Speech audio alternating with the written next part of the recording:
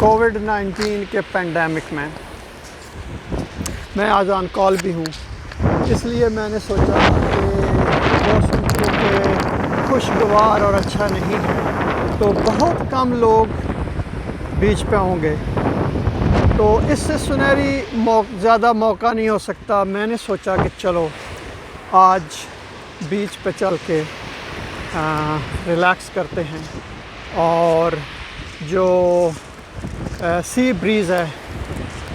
اس سے لطف اندوز ہوتے ہیں۔ یہاں پہ آپ دیکھ سکتے ہیں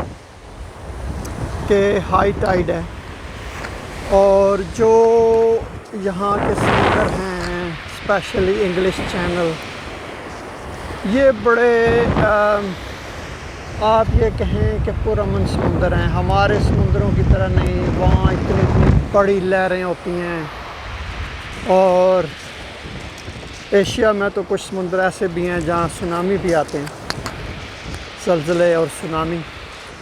لیکن یہ سمندر اس لحاظ سے بڑے پرسکون اور پرامن ہے۔ تو یہاں جب کبھی موسم خراب ہو، تیز ہوا چل رہی ہو، تو بس اسی طرح کی چھوٹی چھوٹی لہریں، تھوڑی بہت آواز پیدا ہوتی ہے ان لہروں سے۔ اور یہ جہاں میں اس وقت ہوں یہ ونچیلسی بیچ ہے، بڑی مشہور و معروف بیچ، جہاں کسی زمانے میں بہت زیادہ سمگلنگ ہوتی تھی وائن کی، فرانس سے کشتیوں کے راستے وائن سمگل ہو کے یہاں ونچیلسی بیچ پہ وہ لے کے آتے تھے۔ اور ونچیلسی میں اس گاؤں میں بھی گیا ہوں، وہاں میں نے لوگوں سے پوچھا، سنا بھی ہے کہ وہاں لوگوں کے گھروں میں سیلر بنے ہوئے ہیں، جہاں وہ بیچ کو